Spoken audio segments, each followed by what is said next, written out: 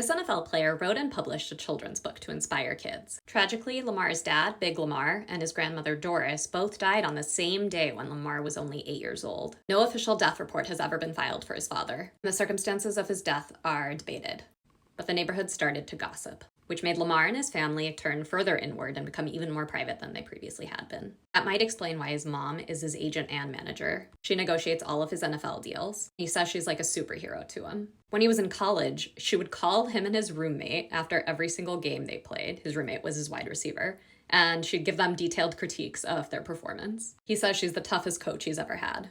When he was a kid, she'd make him run back and forth across a bridge with her in the hot South Florida sun. And he says no football game has ever been as tiring as those workouts were. He was terrified of the press when he was in college, so he took a media training course and hired a local reporter to make him less scared and more brave. He has a photographic memory, an adorable daughter the world only found out about 9 months after she was born, and a huge soft spot for his teammates. After their playoff loss last year, where rookie Zay Flowers fumbled the ball at the goal line, Lamar went over to Zay's house for 3 days to cheer him up and make sure he was okay. Only after he was certain that Zay was doing okay, he went back to his own home and holed up for 2 weeks to mope. His teammates also call him a goofy jokester. He says NFL quarterbacks are too serious, and he was always goofy, so he just embraced it. He's always ready to prance around the locker room wearing O-lineman clothing and cleats, or make a memeable comment during a game. Which player should I feature next?